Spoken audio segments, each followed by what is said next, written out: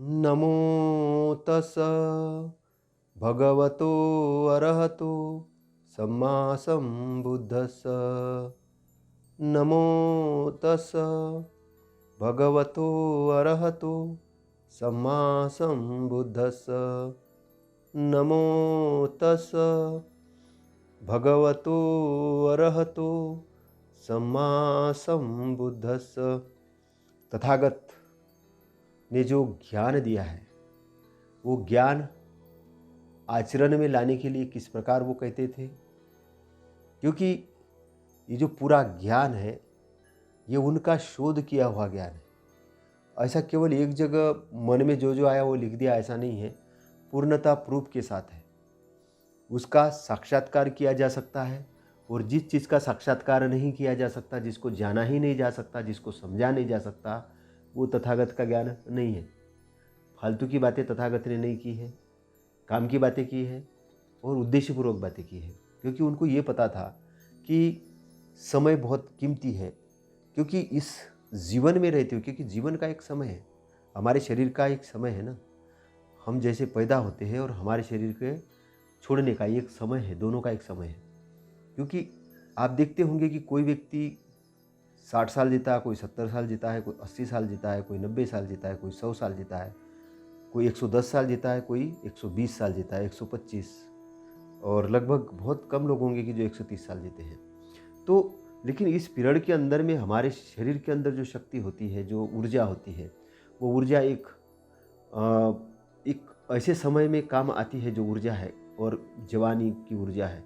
तो उस जवानी के अंदर में ही अगर धम्म को समझ लिया जाए, जवानी के अंदर में ही धम्म को समझ लिया तो कितना अच्छा है। क्योंकि फिर बुढ़ापे के अंदर में वो समझने के लिए काम नहीं करना पड़ेगा।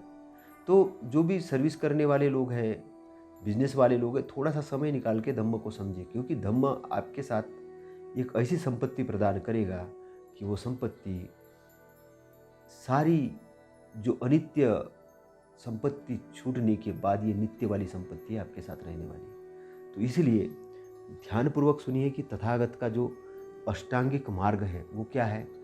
अष्टांगिक मार्ग जो है ये दुख दूर करने का मार्ग है, जो अष्टांगिक मार्ग है। तो अष्टांगिक मार्ग को अपनाने का तरीका क्या था? अब अपनाने का तरीका टोटल प्रैक्टिकली है। और प्रैक्टिकली तरीका कैसा है? वो तरीका ऐसा है कि आपको सबसे पहले तो अपने विचारों पर कंट्रोल नहीं करना है, समझना है। सबसे पहले समझोगे तब कंट्रोल करोगे, और समझोगे नहीं तो कैसे कंट्रोल करोगे? तो समझना है कि सकारात्मक विचार क्या है और नकारात्मक विचार क्या है। तो सकारात्मक विचार कैसे उत्पन्न होते, नकारात्मक कैसे उत्पन्न होते? तो तथागत कहते कि मिथ्या दृष्टि के कारण नकारात्मक उत्पन्न होते विचार, और सम्यक दृष्टि के कारण सकारात्मक विचार उत्पन्न होते। और विचार कहाँ होते हैं? मन के अंदर होते हैं। और मन किसका मालिक होता है? इंद्रियों का मालिक होता है। तो इंद्रियों को क्या करना पड़ता है? इंद्रियों को अनुशासित करना है। तो इंद्रियों को अनुशासित करने के लिए क्या करना पड़ेगा? पहले हमको अनुशासित होना पड़ेगा। और हमको खुद को अनुशासित कहाँ से करना पड़ेगा? तो हम अपने शरीर को सबसे पहले अनुशासित करेंगे। शरीर को कैसे अनुशासित करेंगे? हम चल रहे हैं तो होश में चलेंगे, जागरण में चलेंगे। बोल रहे तो होश में बोलेंगे, सो रहे तो होश में सोएंगे, खाना खा रहे तो होश में खाएंगे, देख रहे तो होश में। मतलब हम 24 आवर्स में जागरण में आ जाएंगे। और जागरण से आने से क्या होगा कि हमारा जो आचरण है वो ठीक ठीक होते होते जाएगा। आचरण ठीक होगा तो उसको बोलते हैं कि हमारा आचरण जागरण पूर्वक जब आचरण बनता है तब प्रज्ञा उसके साथ आती है। और प्रज्ञा जब आती है तो जागरण युक्त आचरण बनता है। ये दोनों एक दूसरे पर निर्भर है। लेकिन अग्रणी क्या है? अग्रणी आचरण है, आचरणशील, उसको आचरण को शील बोलते हैं। तो सही प्रकार का आचरण है, ये सबसे अग्र में होता है। अग्र में आचरण है, उसके बाद में प्रज्ञा आती है। तो प्रज्ञा अच्छे शील यानी अच्छे आचरण पर डिपेंड है। तो ये एक दूसरे पर निर्भर होते हैं सारी की सारी चीजें। तो क्या होता है कि प्रमुदित होने से प्रीति यानी प्रसन्नता जागती। क्या प्रमुदित होने से? क्या प्रमुदित होने से जागती है? जो व्यक्ति आचरण से, और आचरण से कैसे होते? आचरण से जब वो संपन्न हो जाता, अच्छा आचरण होता है, उसको सदाचरण कहते हैं। तो सदाचरण जब होता है तब क्या होता है कि वो व्यक्ति जो होता है सेवनीय धम्म, अच्छी चीज़ों का सेवन करना शुरू करता है ना। और वो कैसा हो जाता है, वो ऐसा हो जाता है कि उसका जो आचरण है उसको अष्टांगिक मार्ग की तरफ ऑटोमेटिक ले जाता है। तो ले जाने से क्या होता है कि व्यक्ति प्रसन्न हो जाता है। प्रसन्न क्यों होता है? अच्छे आचरण के कारण। जब आप शरीर पर, काय पर ध्यान करते हो, चक्रमन अगर ध्यान करते हो, चलते हुए ध्यान है ना, पैर अगर आप उठाते हो तो होश के साथ उठाते हो, रखते हो, होश के साथ उठाते हो, रखते हो, हाथ उठाते हो तो होश के साथ उठाते हो, होश के साथ उसको ये करते हो। तो हर बॉडी की हर गति, हर चीज़ को आप होश के साथ करते हो। और ये प्रैक्टिस आपको अपने लिए अलग से समय निकाल के आधा घंटा 20 मिनट ऐसे अलग से करना चाहिए। काम धंधे के बीच में फिर ऑटोमेटिक हो जाएगी। लेकिन पहले जैसे मैदान के अंदर में गाड़ी चलाते तो कहाँ ले जाते? पहले मैदान में ले जाते हैं ना। मैदान में क्यों ले जाते हैं? क्योंकि मैदान में इसलिए कि नया नया ट्रेन है। तो ऐसे ध्यान के लिए हमको एकांत के अंदर में अपने आप को ये करना है। उसके बाद हम पब्लिक के अंदर ऑटोमेटिक कर लेंगे। मतलब हमारा दिनचर्या का प्रोसेस हो जाएगा ध्यान। ध्यान ऐसी चीज़ नहीं है कि केवल कमरे में बैठ के, केवल गहन मनन चिंतन करने के लिए एकांत में बैठ के ध्यान करना है। क्योंकि तब चित्त बहुत शांत होना चाहिए हमको, कोई बड़ी चीज़ का हल चाहिए तो। क्योंकि बड़ी चीज़ जब देखते, जब हम कोई चीज़ पे पकड़े हुए हैं, जकड़े हुए, आसक्त हो गए हैं, ब्रेन से एकदम से ब्रेन काम नहीं कर रहा है, तो ऐसे समय में एकांत में चले जाओ और अपने अंदर में चले जाओ और किस चीज़ को आप अटैच हो रहे हो उसको वहाँ जाके देखो। जिस चीज़ पे भी आप अटैच हुए उसको देखो और उसको वही समाप्त करो। कैसे समाप्त करो? मान के चलो कि आपको धन की हानि हो गई, तो अब उससे छूटने का तरीका क्या है? छूटने का तरीका क्या है? ठीक है, धन की हानि हो गई, तो वहाँ ये करना है कि धन क्या है? अनित्य है। धन अनित्य है, क्योंकि छूटना जरूरी है। सबसे पहले तो हमको ठीक करना जरूरी है ना। मेन वहाँ पे लोग बोलेंगे हम ऐसा क्यों सोचे? भाई ऐसा सोचने वाली बात नहीं, लेकिन धन अनित्य है, ये क्यों सोचना है? क्योंकि आप जब निरोगी होगे, जब आप अच्छे होंगे, तो आप कोई अच्छा कार्य कर लोगे ना, धन फिर आपके पास आ जाएगा। आपकी प्रज्ञा, विजडम डेवलप होगा तो आपके पास और सारा धन आ जाएगा, बहुत सारा धन आ जाएगा। तो किसी भी कारण से किसी किसी का मान के चलो कि कोई सगा संबंधी बिछुड़ गया है, उसके कारण से वो आसक्ति में पड़ा है, वो उसमें उसका लगाव नहीं छोड़ रहा, तो तब एकांत में जाओ। उस शरीर की अनित्यता पर ध्यान करो। देखो कि शरीर ये अनित्य है, मरण धर्मा है, तो उससे छूटोगे। वो चीज़ से छूटोगे तो जहाँ जो चीज़ उत्पन्न हो रही वहीं पे उसको ख़त्म भी करना है। कैसे विपरीत चीज़ देखिए, ये ध्यान का एक पहला है ना। 4 आर्य सत्य के अंदर में, 4 आर्य सत्य के अंदर में है ना, दुख है, दुख का समुदाय है, दुख का निरोध है, निरोध का मार्ग है। तो ये जो मार्ग है, तो मार्ग जो है, मार्ग के अंदर कैसे आना है? मार्ग के अंदर आने का तरीका है ध्यान से ही आओगे, जागरण से आओगे। और सती है ना जागरण, जागरण से आप उस स्थिति के अंदर में आओगे। तो आपको क्या करना है? तो आपको जब आप चलते हुए चक्रमन ध्यान करते हो, तथागत करते थे ना, चक्रमन ध्यान करते, एक स्टेप होश के साथ उठाना है, होश के साथ रखना है, फिर उठाना है, फिर रखना है। चलते चलते आपको आनंद आना चालू हो जाएगा और आपको अंदर से प्रीति आना चालू हो जाएगी। तो क्या होगा? तो प्रीति आने से प्रसन्नता होगी। कैसे होगी? प्रमुदितस्य प्रीति जायति, प्रमुदित होने से प्रीति यानी प्रसन्नता जागती है। प्रीति मनस्य कायो पसंबती, प्रसन्न मन होने से काया प्रशब्द शांत स्थिर होती। मन प्रसन्न होने से क्या होती? काया भी शांत होती है। प्रसद्ध कायो सुख विहरती, और जब काया शांत होती है, प्रसन्न होती है, तो व्यक्ति सुख से विहार करता है। विहार करता है मतलब अपने दिन के कार्य, सारे कार्य वो प्रसन्नता से करता है। तो तभी तो होता है कि मनोपुग्गा मनोधम्मा मनोसेट्टा मनोमया मनोभासति वा करती। मतलब मन ही श्रेष्ठ है। मन जब प्रसन्न मन से काम करते हैं तो क्या होता है? सुख उसके पीछे आते हैं कि जैसे चक्के, बैलगाड़ी चलती है और बैलगाड़ी के पीछे चक्के चलते हैं, तो ऐसा छाया की तरह प्रसन्नता आपके पीछे चलेगी। प्रसन्नता निर्माण कैसे होगी? ऐसे निर्माण होगी, ठीक है ना, जागरण की अवस्था में निर्माण होगी। तो प्रसद्ध कायो सुख विहरती, जब काया प्रसन्न हो जाती है तो व्यक्ति सुख से विहार, सुखी न चित्त समाधि यति, तब क्या होता? तब तब उस सुखी व्यक्ति का चित्त समाधिस्थ होता है, मतलब एकाग्र होता है। तब आप जब प्रसन्न होते हो, स्थिर होते हो, एकाग्र होते हो, प्रसन्न होते हो, फिर चित्त समाधिस्थ होता है, एकाग्र होता है। फिर आपको डेस्टिनेशन दिखता है, आपको अमृत मिलना शुरू होता है। आप आपके दैनंदिन कार्य के अंदर में आप मज़ा करना शुरू करते हो, आपको मज़ा आना शुरू होता है। आपको लगता है कि हाँ यार, ये जीवन है, ये जीवन है। 12 घंटे हो गए काम कर रहे हैं, लेकिन फिर आनंद में है। क्यों? समाधिस्थ चित्त है, प्रसन्न है मन। तो आपको जीवनचर्या प्रसन्न युक्त बनानी है, बहुत अच्छी बनानी, अच्छे लेवल का जीवन जीना है, ये महत्वपूर्ण है। तो क्या करना है? पच्चे व्यक्तित्वा कायेन कम्म कबत्त। देखते समझते काहे के कर्म करना चाहिए। कैसे करना चाहिए? पच्च व्यक्तित्वा कायेन कम्म कबत्त। देखते समझते काहे के कर्म कर। देखते समझते वाणी के भी कर्म करना चाहिए। देखते समझते मन के भी कर्म करना चाहिए।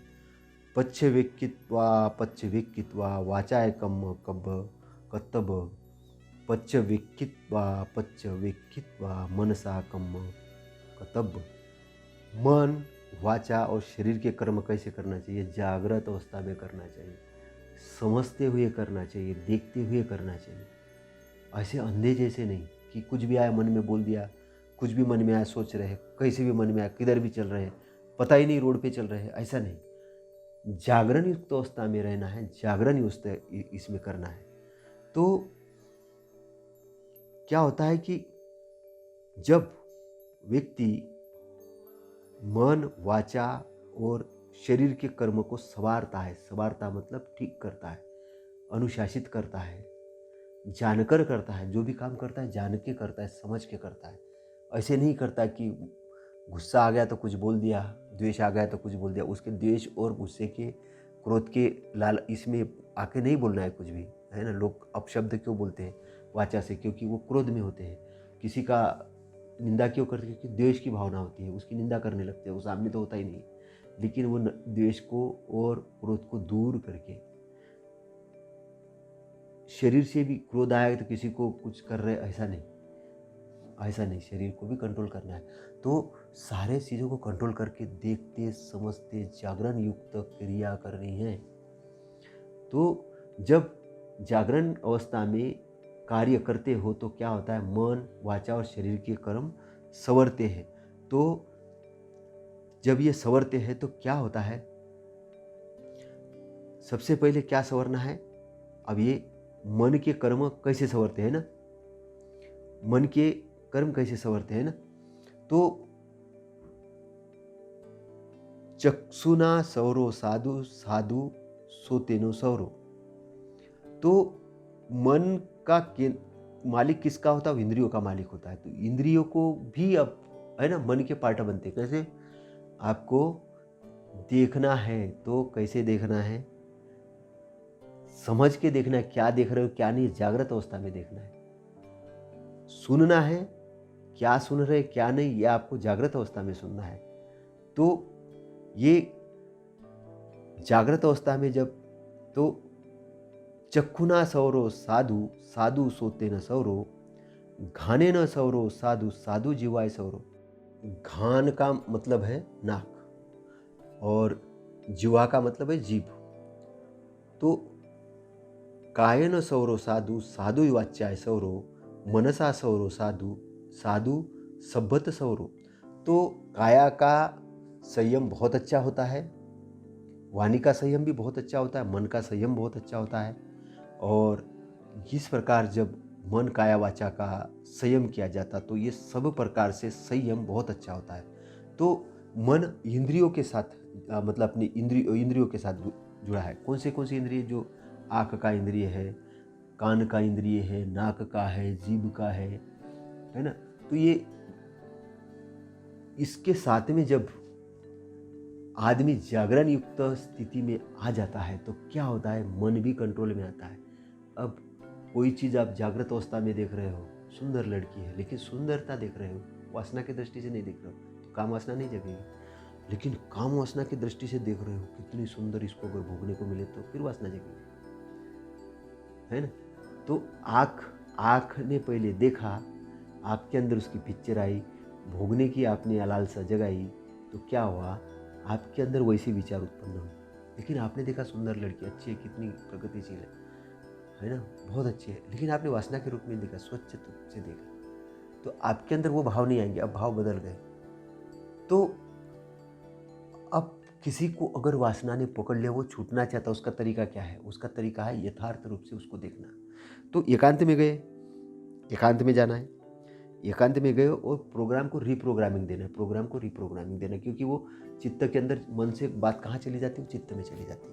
अब चित्त में गई तो चित्त में स्टोर हो गई, पिक्चर बन गई, वहाँ से अगर आपको निकालना है तो उसकी यथार्थ में क्या विपरीत स्थिति की पिक्चर दे दो। शरीर को देखो, शरीर क्या है वास्तविकता, शरीर की वास्तविकता क्या है? शरीर बचपन में बच्चा होता है, फिर बूढ़ा होता है, फिर बूढ़ा होता है, फिर मर जाता है। अब ये तो एक स्थिति हो गई उसकी, लेकिन दूसरी स्थिति क्या है?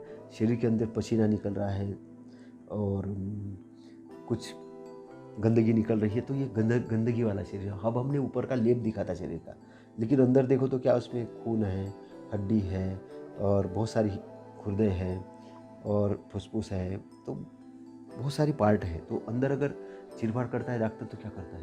पहले ऐसे मुंह और नाक में पट्टी ढाकता है। क्यों ढाकता है? क्योंकि उसको स्मेल आती है अंदर से, वो स्मेल आती है, तो अंदर में तो गंदगी भरी है। तो फिर अगर शरीर को अगर गंदगी युक्त दिखेंगे तो क्या, अब उसके पहले देखे थे उसको भोगने के लिए, अब गंदगी दिख रही, तो गंदगी को भोगो क्या नहीं, तो ऑटोमेटिक वहीं पर जाके तृष्णा खत्म हो जाती है। ये तृष्णा को खत्म, अब तृष्णा खत्म होने से क्या होगा, ये भी एक महत्वपूर्ण, तृष्णा जैसे ही खत्म होती है वैसे ही आपका अटैचमेंट, बॉडी से अटैचमेंट खत्म होता है, तो आप ये प्रसन्न वाले क्षेत्र में आ जाते हैं, आपको अंदर से प्रसन्नता है। अब बोलेंगे कामवासना के अंदर, कामवासना के अंदर प्रसन्नता नहीं है, कामवासना के अंदर गर्मी है, लेकिन प्रसन्नता शांति क्षेत्र में, शांत क्षेत्र, तो गर्मी से आप हटे, शांत क्षेत्र में आप आए। तो ऐसा अपने आप को परिवर्तित करना होता है। जब भी आपको परिवर्तित करना है तब परिवर्तित करो। तो जो भी कार्य करना है वो जानते हुए करो, समझते हुए करो, होश के साथ करो। अब किसी के प्रति द्वेष उठा तो उसके प्रति द्वेष, तो उसमें कैसे करना है, उसको ये देखना है कि उसने वो चीज़ क्यों बोली या क्यों की, क्योंकि उसका मन मस्तिष्क ठीक नहीं है। अभी वो अगर सुधरता है तो मैं उसके साथ रहूँगा, और नहीं सुधरता है तो मैं उसके अलग हो जाऊँगा। द्वेष नहीं पालना है, मैं अच्छे कार्य करूँगा, उसके साथ रिएक्शन नहीं करूँगा, क्योंकि अपना टाइम उसमें बर्बाद नहीं करूँगा, है ना। कोशिश ये करना है कि सरकार एक कोई कार्यक्रम लगाए कि लोगों के अंदर मैत्री भाव ये करे। नहीं तो सरकार दूसरा काम तो लगाती है कि वो कानून व्यवस्था से उसको ठीक करती है, लेकिन कानून व्यवस्था भी अपने आप में फाइनल नहीं है। वो सबसे ज़्यादा फाइनल है, वो फाइनल है व्यक्ति का अपना आचरण। तो यहाँ पर सभी काया, मन और वाचा से जब व्यक्ति संवरता है, अच्छा होता है, तो सभी प्रकार से संवरा हुआ कहा जाता है। तो मनसा सौरो साधु, साधु सभ्यतो सौरो, मन का संयम अच्छा होता है और इसी प्रकार सर्वत्र संयम होता है। तो इसीलिए कहा गया है कि यत चरे यत तिट्ठे, यत अच्छे यत सये, संयत होकर चले, संयत होकर खड़ा हो, संयत होकर बैठे और संयत होकर सोए। व्यक्ति को क्या है, संयत होकर चलना चाहिए, मतलब संयत यानी जागरण, है ना। जागृत युक्त होकर चलना है, जागृत युक्त होकर खड़ा होना है, बैठना भी है और संयत होकर सोना भी है।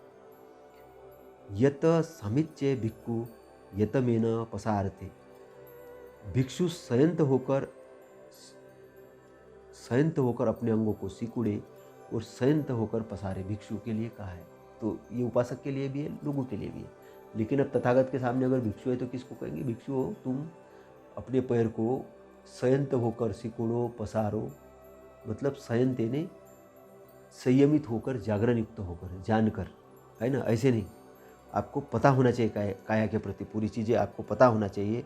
तो जब काया के प्रति पूरा जागरण व्यक्ति हो जाता तब क्या होता? तब आगे होता है कि समहित चित्ते धम्मा पतु भवति।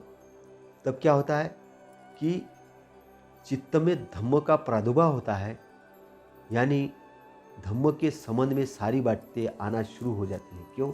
क्योंकि अब वो जागृत होने के कारण, जागृत शरीर के प्रति जागृति हो गई, मन के प्रति जागृति हो गई, वाचा के प्रति जागृत हो गई। अब सारी जागृति है तो अच्छा ही आना शुरू हो गई, काय के अंदर आके शुरू हो जाती है, वो चित्त के अंदर स्टोर होना शुरू हो जाती है, मन के माध्यम से आना शुरू हो जाती। तो कान, नाक, जीभ, काया, वाणी और मन, इनको सबको संवारने, है ना, सब्बत समतु भिक्खु सब दुखापमुच्यति। सर्वत्र संयम रखने वाला भिक्षु सारे दुखों से मुक्त हो जाता है। क्या होता है सर्वत्र संयम रखने वाला भिक्षु? कोई भी होते हो, भिक्षु भी हो, उपासक भी हो, इंसान भी हो, कोई भी हो, अगर वो अपने आप को संयमित रखता है तो सारे दुखों से मुक्त हो जाता है। दुख जिस जिस चीज़ से आ रहे थे वो दुख ही खत्म हो जाएंगे, तो प्रसन्न हो जाए। दुख मुक्त हो गया तो प्रसन्न हो जाए। अब ये नहीं कि आप मरने के बाद सुख मिलेगा, जिंदा जिंदा में अभी अभी तुरंत तुरंत ही उसका दर्शन कर सकते हो, जान सकते हो। तो तथागत की वाणी ऐसी नहीं है कि 50 साल तक रुकना पड़ेगा, उसके बाद ऐसा होगा, ऐसा नहीं, तुरंत ही उसका रिजल्ट आपको। इसलिए तो कहा गया आदि न कल्याण, मध्य न कल्याण, अंत न कल्याण। बहुजन हिताय बहुजन सुखाय, बहुत लोगों के हित के लिए, बहुत लोगों के लिए कहा, सबके हित के सबके लिए क्यों नहीं कहा? अब जिसने अपनाया नहीं तो उसको कैसे पहुँचेगा वो? तथागत कहेंगे मेरी वाणी सबके लिए है, जो पहुंचा भी नहीं, जो आया ही नहीं उस मार्ग के, उसके लिए कैसी है? नहीं है। इसलिए जो जो आएगा, उनको मालूम है बहुत से लोग आएंगे, बहुत से लोग आएंगे, कुछ थोड़े बहुत मूर्ख रहेंगे वो नहीं आएंगे, क्योंकि उनका कुछ स्वार्थ होगा, वो मार के बंधन में पड़े होंगे, वो बोलेंगे कि नहीं, हमको तो तथागत की वाणी नहीं सुनना है, हमको जानना ही नहीं है, हम तो अपने आप में ही महान है। तो वो क्या है, वो पैसे लूटने में, चोरी ये करने में, चोरी वाले धर्म बताने में और अपने आप को ज़्यादा ये हकालने में, जन्म से ही बोलेंगे हम तो जन्म से ही बस वो है, जन्म से ही श्रेष्ठ है। अब जन्म से ही श्रेष्ठ है, जन्म से ही ज्ञानी है, तो उनको फिर सीखने की ज़रूरत नहीं है। तो ऐसे कुछ मूर्ख लोग होंगे तो वो मूर्ख लोग नहीं सीखेंगे। तो उसके लिए तो तथागत नहीं कहते हैं कि आपके भी हित के लिए है, नहीं। इसलिए तथागत ने कहा कि बहुजन हिताय बहुजन सुखाय, बहुत सारे लोग, बहुत जन, उसमें है ना, बहुत जन मतलब कोई, उसमें ये नहीं है कि ये ब्राह्मण क्षत्रिय वैश्य शूद्र इसके ऐसा किसके, ऐसा नहीं, सभी मानवों के लिए।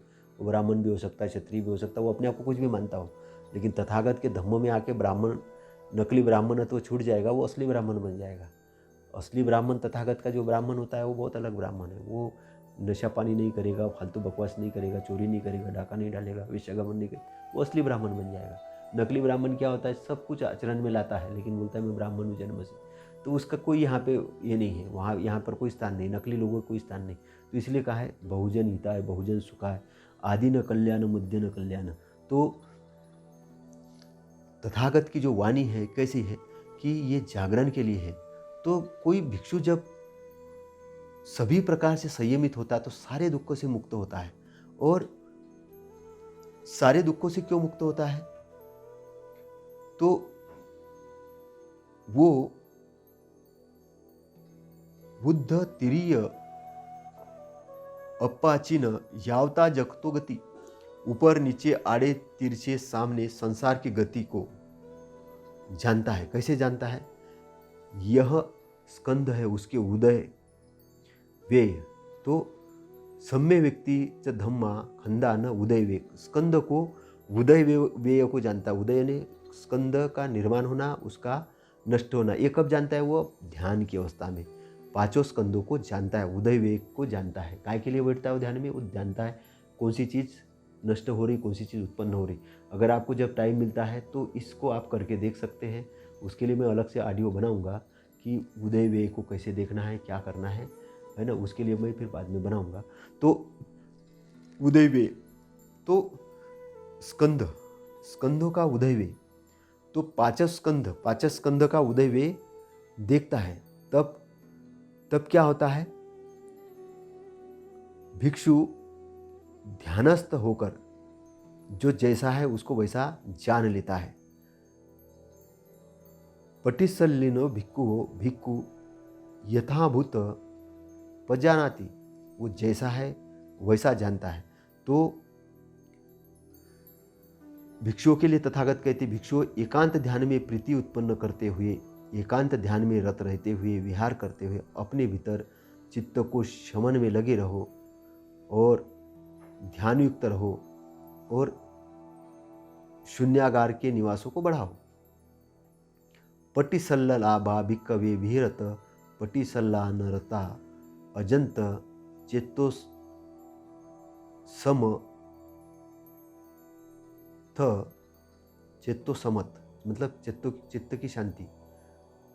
मुनुयुक्ता अनिरकत जाना विपस्नाय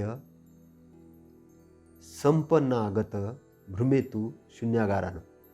शून्यागार के अंदर में भिक्षु जाते थे, काय के लिए जाते थे? विपश्यना करने के लिए। विपश्यना मतलब क्या है कि यथाभूत रूप से शरीर की गति को देखना। एक तो यथाभूत रूप से शरीर की गति, दो पार्ट है ना, विपश्यना और शमत। केवल विपश्यना नहीं सिखाते थे बुद्ध, शमत भी सिखाते थे। और पार्ट समझना है ना। विपश्यना काय के लिए कि जो जैसी चीज़ है उसको वैसे ही देखना है। शरीर की एक क्रिया ऐसी है कि जो अपने आप होती है, आप नहीं कर सकते उस क्रिया को। जैसे श्वास आती है जाती है, वो अपने आप आती है जाती है, उसको केवल विटनेस होकर आपको समझना है, हाँ आती है जा रही है ना। कुछ ऐसी शरीर की क्रिया है कि ब्लड अपने आप ही चल रहा है, तो उसको देखना है कि हाँ ब्लड चल रहा है पूरे बॉडी के अंदर में। तरंगे अपने आप चलती है, वो भी देखना है। उदय में जो वेदना उत्पन्न होती है फिर ये नष्ट होती है, वो देखना है। तो वो सारी चीज़ आपको विटनेस होकर देखना है। तो ये है विपश्यना, वो विपश्यना उसके लिए। लेकिन एक शमत है। शमत है, अब चित्त विकसित हुआ है, उसको कैसे करोगे? चित्त विकसित हुआ है, उसके लिए धम्म की प्रोग्रामिंग है, शमत। और शून्यागार में क्या होता है? शून्यागार में आपको वो चीज़ समझ में आती है। शून्यागार के अंदर होने से क्या होता है? प्रज्ञा और प्रज्वलित होती है। प्रज्ञा का जो है वो बहुत पावरफुल प्रज्ञा होती है, क्योंकि वो जो आपके अनुभव से आ रही होती है, भावनामय प्रज्ञा होती है। तो भावना से जो प्रज्ञा आती है, तो चित्त के अंदर में जो कूड़ा कचरा बैठा हुआ है वो स्वच्छ होना शुरू हो जाता है। स्वच्छ कैसा होता है? वो धम्म के निर्माण होने से, अंदर से आपके अच्छाई का निर्माण होना शुरू होता है। और आपका लेवल बढ़ जाता है। आपका प्रज्ञा का लेवल जब बढ़ता है तो आप ऊर्ध्वस्तोत हो जाते हो। ऊर्ध्वस्तोत होने से क्या है कि जो अभी ये जो मैले कुचले कर्म थे तो ये निम्न स्त्रोत हो गए, तो आप ऊंचाई पे स्थित हो गए। आप ऊंचाई पे स्थित हो गए, ये कर्म जो नीचे है, तो आपको वहाँ से दिखने में आ गया, अच्छा ये गड़बड़ थी क्या। अब आपको दिखना शुरू हो जाएगा। जो चीज़ आपको सामान्य गति के अंदर में, सामान्य जीवन में नहीं समझ में आ रही थी, वो शून्यागार में समझ में आ जाएगी। अपने आप को ध्यान के लेवल पे ले जाओगे, प्रज्ञा के शिखर पे ले जाओगे, तब आप मार के बंधनों से छूटना शुरू हो जाओगे। तब आपको पता चलेगा, अच्छा ये कारण था भैया, मैं दुखी था, ये कारण था। फिर ये जो लोग अपना खुद का ही जो विनाश करते, वो विनाश नहीं करेंगे, खुद को जागृत प्रसन्न करके आगे ले जाएंगे। नहीं तो कौन चाहेगा कि अपना ये हो, बुरा हो? कौन भाई, बुरा जब आप विचार करते हो तो सामने वाले के लिए करते हो, ऐसा लगता है आपको? नहीं, वो सामने वाले का बुरा कब होगा मुझे नहीं मालूम, लेकिन पहले आपका बुरा होगा। क्योंकि आपको किसी का बुरा करने के लिए पहले अपने अंदर से बुराई को बाहर मतलब उत्पन्न करना पड़ता है। और जब आप उस बुराई को उत्पन्न करते तो वो बुराई आपके अंदर पहले स्टोर होती है, फिर दूसरे का विनाश होता है। इसलिए जो दूसरे का दुख, दूसरे को दुख और पीड़ा देने में जो लोग रात दिन लगे हैं, अंत में जाके उनकी दुर्गति होना है, ये सत्य है। क्यों? क्योंकि प्रकृति का नियम है, कार्य कारण का सिद्धांत है। ये सिद्धांत आप कैसे तोड़ सकते? प्रकृति के बने हुए नियम है। तो इसलिए उस प्रकृति के नियम को, ये धम्म को समझना है, और धम्म को समझ के अपनी मुक्ति करना है। मार के एरिया से मुक्ति करना है, ये टेम्परेरी चीज से। तो चित्त की समत, चित्त को समत यानी शांति कैसे प्राप्त होगी? वो होगी मैल दूर होकर। चित्त के अंदर जो भी मैल है, क्रोध है, द्वेष है, आसक्ति है, या कोई भी जो चीज़ पड़ी है, गलत चीज़ पड़ी है, उसको आप शुद्ध करते रहोगे। तो एक तो शुद्ध करना है, दूसरा विपश्यना करना है। तो शमत और विपश्यना, ये दोनों भावनाएं शून्यागार के अंदर में पूरी होती है। और शून्यागार क्या होता है? एक एकांत वाला स्थान है जहाँ भिक्षु जाते थे शून्य के इसमें, जहाँ पे बहुत शून्य रहता था। मतलब शून्य यानी का एक गोल कोठरी टाइप या कई ऐसी जगह होती है कि जहाँ जाके वो शून्यागार, एकांत वाला स्थान, और वहाँ जाके वो चिंतन मनन करते हैं। तो शून्यागारों को बढ़ाए। अभी आपका एकांत कमरा है तो वो भी आपके लिए शून्यागार का काम कर सकता है अगर आप प्रैक्टिस में हो तो। शून्यागार कई विपश्यना सेंटरों में भी लोग बनाते हैं, विहारों में बनाते हैं। और शून्यागार एक घर जैसा ही मान के चलो कि उसमें जाके आप अपनी ध्यान लगाते हो, तो वो शून्यागारों को बढ़ाए। तो समाधि भिक्कवे भावे समाहितो भिक्खु यथाभूत अजाननी। तो समाधि का अभ्यास करो। तथागत कहते हैं कि समाधि की भावना करो, और जब यथाभूत तरीके से, प्रज्ञापूर्वक तरीके से जानता है, तो किसे जानता है यथाभूत तरीके से? है ना, रूप के उदय और अस्त होने को। रूप यानी शरीर क्या होता है? उदय होता है, अस्त होता है। जब शून्यागार के अंदर में ध्यान की अवस्था में जाते तो रूप बन रहा है, नष्ट हो रहा है। ये कोशिकाएं बनती है, नष्ट होती है, ये आप जानोगे। ऐसे तथागत कहते हैं अस्त होने को। वेदना के उदय के उदय होने को रस्त। वेदना भी परमानेंट नहीं है। आपको कोई दुख वेदना हो गई, सुख वेदना हो गई, असुख वेदना हो गई, जो भी वेदना होती है ये परमानेंट नहीं होती, टेम्परेरी होती है, ये आती है जाती है, ये भी आप देख लोगे। संध्या के उदय और व्यय होने को, संध्या संध्या यानी जानकारी, जो भी जानकारी आ रही है आपकी, जा रही है, संध्या जो एहसास हो रहा है आपको, समझ रहे कोई चीज़ को, तो वो भी उसका उदय होता है, निर्माण होता है, खत्म होता है, अस्त होता है। फिर संस्कार है, कोई चीज़ बन रही है, संस्कारों के उदय और अस्त को देखते हो। और संस्कारों का भी उदय और अस्त होता है। संस्कार यानी जो गांठें बनती है वो भी बन रही होती, टूट रही होती। गलत अगर आपने कुछ किया तो संस्कार बनेगा, और अच्छा किया तो संस्कारों को तोड़ देगा। तो संस्कार का मतलब होता है गांठें। जो भी गांठें बन रही है ब्रेन के अंदर में या चित्त के अंदर में, वो गांठें बनती है, टूटती है। तो जैसे जैसे आप अच्छे कर्म करते हैं तो बुरी चीज़ें खत्म होती जाती है, बुरे करते हो तो अच्छे खत्म होते जाते। तो यहाँ पे स्टोर होना और खाली होना, ये मतलब सतत चलने वाली क्रिया है। तो उदय व्यय होता है। और उसी प्रकार विज्ञान का भी, अनुभव का भी, जो भी आपका भी, ये भी इसका भी उदय और व्यय होते रहता है। जो जानकारी आपको, जो भी जानकारी आ रही, जो अनुभव आ रहे हैं, वो भी उसका उदय होता है, व्यय होता है, वो भी आती है जाती है। आपको हर समय अलग अलग जानकारी होती रहती है। तो एक हम ये देखते हैं कि यहाँ पर कि इति शील, इति समाधि, इति प्रज्ञा। तो यही शील, समाधि और प्रज्ञा है। क्या है? शील। शील से, शील परिभावातो समाधि मह फलो होती महानिसंतो। तो शील से प्रभावित हुई समाधि महान फलदायी होती है। आचरण से, अच्छे आचरण से जो समाधि लगती है, एकाग्रता जो आती है, वो अच्छी होती है। क्योंकि जागृत अवस्था में आप कोई काम कर रहे हो, आप जानकर कोई काम कर रहे हो, जानकर अच्छा ही कर रहे हो ना। अब होश में आप अच्छा ही करो, एक्शन ले रहे हो। लोग निकम्मे लोग बोलेंगे नहीं काम नहीं करना, हम तो एक स्थान पे बैठे हुए, हम तो ध्यानी लोग हैं। तो वो 24 घंटे ध्यान ही करते रहते, तो वो ध्यान करना भी कोई काम का नहीं। ध्यान आपने जो किया वो एक्शन में आना चाहिए। अगर आप एक्शन में लाते हो तब आपको पता चलता है कि आप वाकई ध्यानस्थ हो कि नहीं हो। क्योंकि किसी ने अगर आपको कुछ बुरा बोल दिया तो उसी वक्त आपको समझ में आएगा कि आपको कितनी वेदना। अगर ध्यानिस्थ है, समाधिस्थ है आप, तो आपको फर्क नहीं पड़ेगा। आप एकदम उद्वेलित नहीं होगे, आंदोलित नहीं होगे, अपने आप को कंट्रोल करोगे। समुद्र, नदी में कूद के ही तो पता चलेगा, समुद्र में कूद के ही तो पता चलेगा आपको तैरना आता है कि नहीं आता है। क्या आपने बोला मेरे को तैरना तो आता है, लेकिन कूदो। तो संसार के अंदर ये संसार आपको क्या करता है, ये बताता है कि आपका लेवल क्या है, आपका लेवल क्या है, क्या वाकई आपने वो चीज़ हासिल की है कि नहीं की है। तो शील से परिभावित हुई जो समाधि महान फलदायी होती है, महान लाभदायी होती है। शील परिभावितो समाधि महाफलो होती महानिसंतो। समाधि परिभावित प्रज्ञा महाफलो होती महानिसंसा। अब समाधि से परिभावित हुई प्रज्ञा भी महान फलदायी होती है और महान लाभदायी होती है। समाधि के अंदर में जो प्रज्ञा आती है, प्रज्ञा, क्योंकि अब समाधि कौन सी? सम्यक समाधि जब आपको लगती है, सम्यक समाधि, सम्यक समाधि मतलब आपके एक्शंस के अंदर में, तो वो प्रज्ञा भी बहुत ये होती। ये ध्यान की अवस्था में भी आती है, और ये आप ध्यान की अवस्था में कार्य में भी आप कर रहे हो संपन्न, तब भी आपकी समाधि वर्क करती है। तो ये केवल एकांत में, शून्यागार में समाधि काम नहीं करती, यही सम्यक समाधि नहीं। वो आपकी समाधि आपके साथ में जैसे प्रैक्टिकली भी होना चालू हो जाती। तो समाधिस्थ वहाँ पे भी आप एकाग्रचित्त होते हो, है ना। लेकिन एकाग्रचित्त कैसे होते हो? जब आपकी प्रज्ञा बहुत अच्छी स्ट्रांग होती है, तो वो एकाग्रचित्त होना और भी ज़्यादा अच्छी बात है, क्योंकि आपको सही और गलत का पता भी चल रहा है और आप बहुत स्ट्रांग तरीके से आगे बढ़ रहे हो।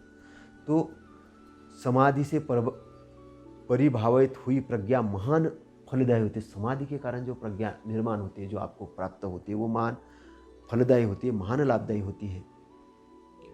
प्रज्ञा परिभावित चित्त समदेव आसवेदी विमुच्यति। तो प्रज्ञा से परिभावित हुआ चित्त आस्त्रवों से भली प्रकार से विमुक्त हो जाता है। तो क्या होता है कि प्रज्ञा के कारण चित्त क्या होता है? आज आस्त्रों से भली प्रकार विमुक्त हो जाता है। तो प्रज्ञा का काम क्या होता है?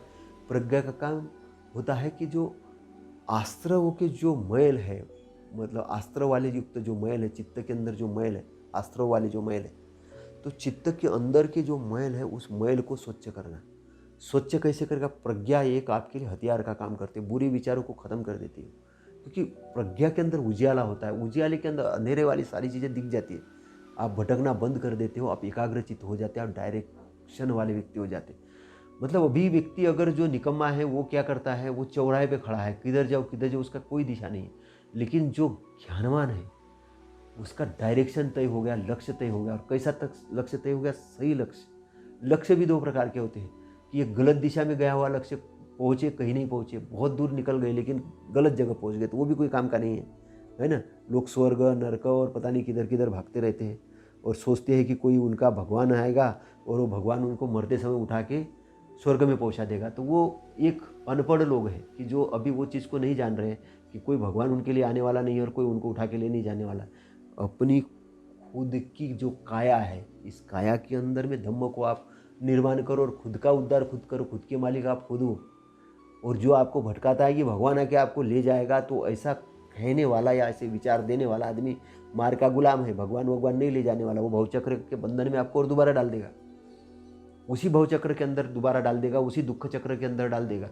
आप देखेंगे कि अचानक बहुत सारी संपत्ति आगे, लेकिन शांति चित्त की चली गई, फिर क्या मतलब है उससे? हमने बोला बहुत सारी शांति चित्त में आगे, लेकिन धन ही नहीं है, ठीक है कोई बात नहीं, खा लोगे, लेकिन चित्त की शांति और प्रसन्नता ये सबसे नंबर 1 चीज़ है जीवन में। रात में मतलब शाम को अगर बेड पे गए तो बढ़िया आनंद की नींद आनी चाहिए, क्योंकि फिर तो शरीर आपका लंबे समय जगेगा ना। आप 90 साल 100 साल और बहुत लंबे समय तक निरोगी रहोगे। ऐसा नहीं है कि अचानक कुछ भी, तो आपको निरोगी रहने के लिए भी काम करना है। तो धम्म को भी आचरण में लाना है, किसके लिए? निरोगी रहना है, संपत्ति से भी संपत्तिशाली होना है, आचरण से भी संपत्तिशाली, कई लोगों को लाभ प्रदान करने वाला होना चाहिए, खुद का भी भला करना, लोगों का भी भला करना। तो एक जागरण युक्त जीवन की जरूरत है। तो प्रज्ञा सुत विचानी प्रज्ञा किति लोक वधिनी। प्रज्ञा श्रुत ज्ञान की संशोधिका है। संशोधिका मतलब जो आपने कोई चीज़ को सुन लिया, पढ़ लिया, अभी आपको पता कैसे चलेगा सही गलत है? ये क्या करता है? प्रज्ञा से जो सुना हुआ ज्ञान है उसको ठीक करता है प्रज्ञा में बहुत ताकत है, सुना हुआ ज्ञान को, है ना। तो सुने हुए ज्ञान को, जो भी आपने धम्म सुना है, जो भी कुछ सही और गलत कैसे पता चलेगा आपको? स्मृति की अवस्था में होने के कारण, स्मृति की अवस्था में होने के कारण सही गलत का पता चलेगा।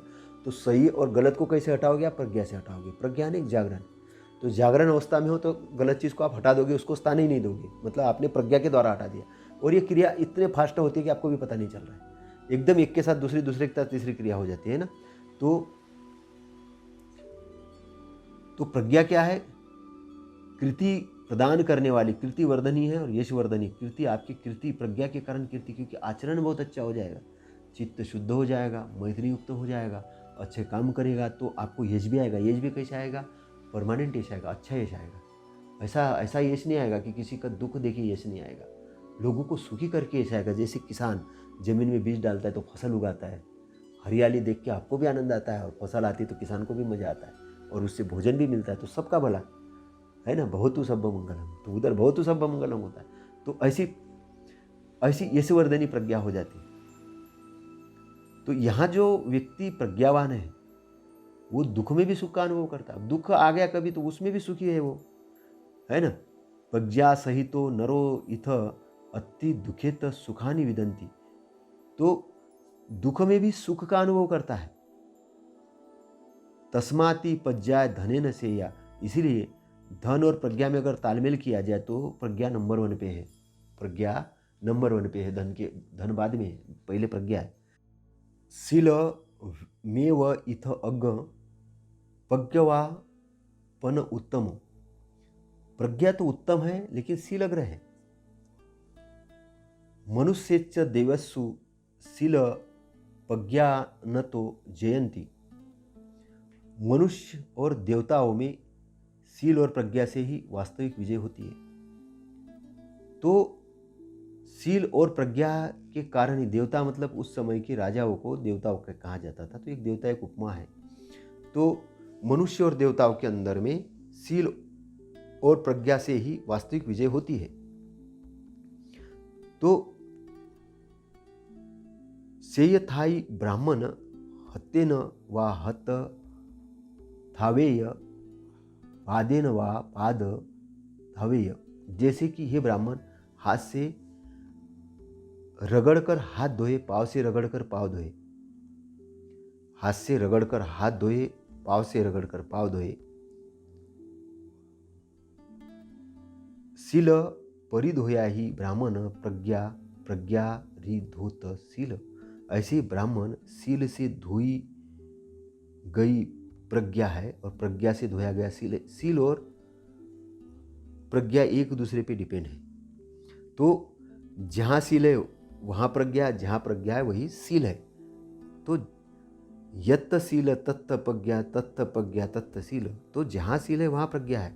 सीलवान को प्रज्ञा प्राप्ति होती है और प्रज्ञावान को ही सील प्राप्त है। सीलवत तो प्रज्ञा और प्रज्ञावत तो सील। सीलवान को ही प्रज्ञा प्राप्त होती है, क्योंकि आचरण अगर अच्छा है, मन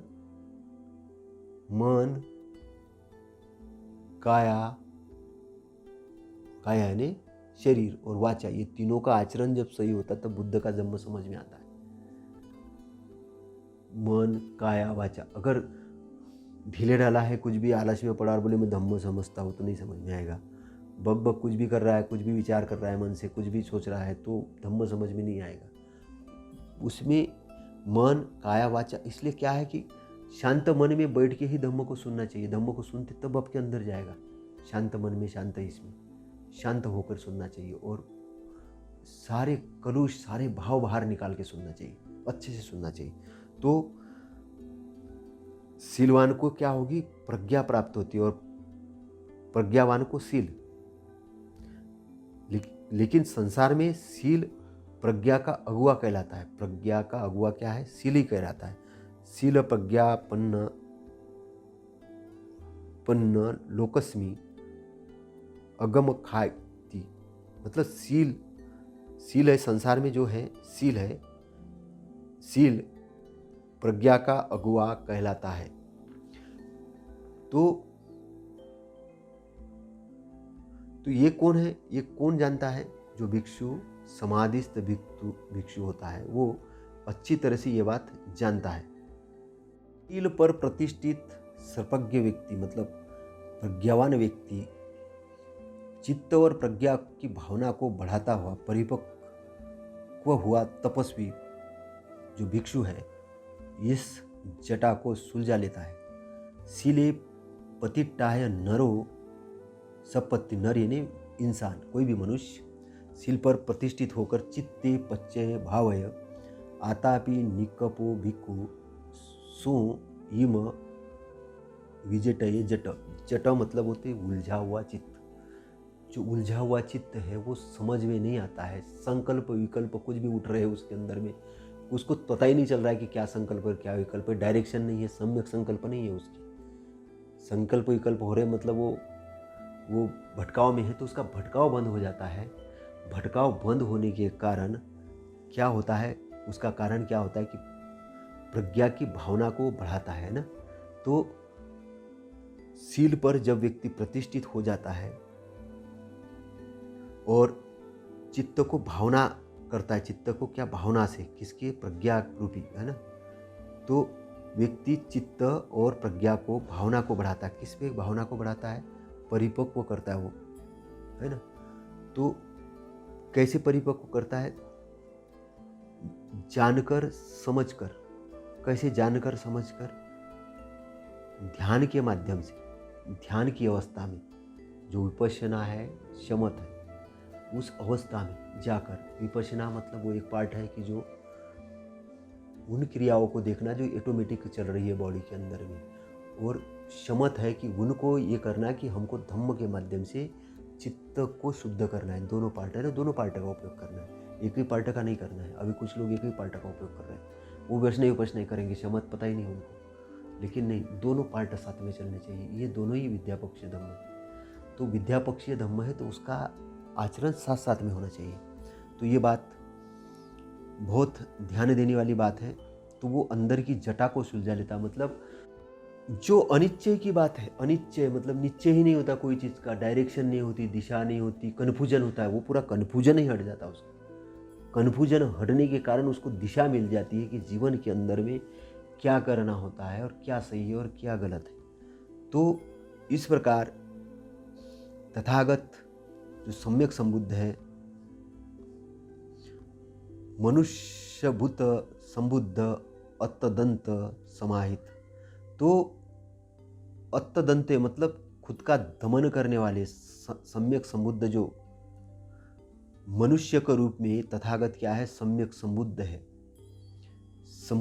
सम्यक संबुद्ध है, खुद का दमन करने वाले है, समाहित है मतलब एक डिसिप्लिन व्यक्ति है, एक विशुद्ध श्रेष्ठ धम्मपथ पर चलने वाले शांत चित्त है। ईर्यमान ब्रह्मपते चित्तसप समे रत। वो शांत चित्त वाले वे शुद्ध है, श्रेष्ठ धम्मपथ पर चलने वाले शांत चित्त है। ये मनुष्य नमस्सति सब धम्मान पारंगु। वे सभी धम्म के अंदर पारंगत है, इसलिए मनुष्य उनको नमन करते हैं। मनुष्य नहीं, देवापित नमस्सति, देवता भी उन्हें नमन करते हैं। सभ्यत नाग नामान सच्च नामो अनुत्तरो। नाग के नाम से प्रसिद्ध सभी प्राणियों में अनुत्तर बुद्ध ही यथार्थ में नाग है। गच्छ समाहितो नागो टिट्टो नागो समाहितो। नाग चलते हुए समाहित है, नाग खड़े हुए भी समाहित है, नाग सोए हुए समाहित है, नाग बैठे हुए भी समाहित है। अय्यो समाहितो नागो निषिद्धिपो समाहितो। नाग सर्वत्र संयमित है, यही नाग की धम्म संपदा है। सबत समंतु नागो यस नागस संपदा, ये संपत्ति है नागों की। बुद्ध को नाग भी कहा है, बुद्ध को नाग भी कहा है। तो और कौन से नाग? यथार्थ के नाग। तो जो नाग को पूजने वाले लोग हैं, वो नाग को पूजने वाले लोग को नहीं, बुद्ध को पूजते हैं। नाग के जो वंशज है वो बुद्ध के वंशज है। तो हाथी को भी नाग कहा है, कभी कभी हाथी का भी एक उदाहरण लिया जाता है। तो हाथी को कभी कभी अहिर भी कहा जाता है, अहिर यानी हाथी होता है। तो ये सारा जो हम देखते हैं तो सारा बुद्धिज्म का है, सारा बुद्धिज्म का है। तो ये समझने वाली बात है। आचरण को पूरा ये वत्त परिपूरे तो सिलंपी परिपूरिति। तो आचरण जो तथागत देते थे, तो आचरण को पूर्ण करने वाला व्यक्ति सील को पूर्ण करता है। विशुद्ध सीलो सपजो चित्ते कगामी विन्दति। विशुद्ध सीलवान संप्रज्ञ व्यक्ति चित्त एकाग्रता का अनुभव करता है। तो सही प्रकार से सप्रज्ञा मतलब प्रज्ञावान में भी महाप्रज्ञावान, विशुद्ध सील जब शुद्ध होता है, आचरण जब अच्छा होता है, तो प्रज्ञा कैसी होती? महाप्रज्ञा बनती है। और महाप्रज्ञावान व्यक्ति चित्त की एकाग्रता का अनुभव करता है, वो जानता है कि मेरा चित्त एकाग्र है। अविक्षिप्त एकाग्र चित्त हुआ व्यक्ति सम्यक प्रकार से धम्म को जानकर विपश्यना करता है। विपश्यति मतलब देखता है, जानता है। तो अविक्षिप्त चित्तो एकज्ञो सम्मा धम्म विपश्यति। तो अविक्षिप्त एकाग्रचित्त हुआ व्यक्ति सम्यक प्रकार से धम्म की विपश्यना करता है। तो संपसम्मानो सद्धम्म दुखासो परिमुच्यते। सम्यक रूप से सद्धर्म की विपश्यना करता है, जानता है, तो वो दुख से पूर्णता मुक्त होता है। तो अविक्षिप्त, विक्षिप्त और अविक्षिप्त समझना है। विक्षिप्त यानी जो व्यक्ति अविक्षिप्त है, अविक्षिप्त यानी जिसका चित्त विक्षिप्त नहीं है। विक्षिप्त यानी उसको कुछ नहीं समझ में आया, लेकिन अविक्षिप्त यानी वो जिसका चित्त शुद्ध हो चुका है, सीधा सीधा। तो जिसका चित्त शुद्ध हो चुका है, मैल रहित हो चुका है, ऐसा व्यक्ति एकाग्र चित्त होकर सम्यक प्रकार से, सही प्रकार से धम्म की विपश्यति मतलब देखता है। विपश्यना करना मतलब देखना, सही देखता है, जैसा है वैसा ही देखता है। उसको समझता है ना, तो वो कौन देखता है? जिसका चित्त शुद्ध है, जिसका चित्त मैल रहित है। तो सम्यक प्रकार से जब वो सद्धम्म को देखता है, सम्यक प्रकार से संपसम्मानो सद्धम्म, सही प्रकार से सद्धम्म को जब वो देखता है, दुखासो परिमुच्यते, तो सभी प्रकार से दुख से मुक्त हो जाता है। कौन मुक्त होता है? जो सही प्रकार से धम्म को देखता है। सही प्रकार से धम्म को कौन देखता है? जिसका चित्त शुद्ध होता है। चित्त शुद्ध किसका होगा? जिसके मन और वाचा और शरीर के कर्म ठीक हो जाते, सही हो जाते। सही कर्म क्या होते हैं? कि वो जागरण युक्त अवस्था में सारे काम करता है। तो जागरण युक्त अवस्था में सारे काम करना के कारण कहते हैं प्रज्ञा की प्राप्ति होती है। प्रज्ञा से क्या होता है? चित्त के मैल को दूर किया जाता है। चित्त के बुरे विचारों को हटाने का काम प्रज्ञा के माध्यम से होता है मन की जागृत अवस्था में। तो सारा का सारा धम्म जो है जागरण का है, और जागरण का धम्म है। तो जागरण युक्त अवस्था में रह के आप सारे के सारे दुखों से मुक्त हो सकते हो, और मुक्त होकर अपनी अपनी चिकित्सा खुद कर सकते हो, अपने चिकित्सक खुद बन सकते हो। तो तथागत ने आपको इतना अच्छा मार्ग दिया है, बताया है हम सब के लिए, और हम सब के कल्याण के लिए है, सभी लोगों के कल्याण के लिए। सबको ज़रूरी है सब चीज़ों को जानना। तो सब चीज़ों को जब हम जानेंगे, समझेंगे, तो सभी प्रकार के दुखों से मुक्त हो जाएंगे। तो दुख से मुक्त होने पर क्या बचेगा? वो परमानंद बचेगा।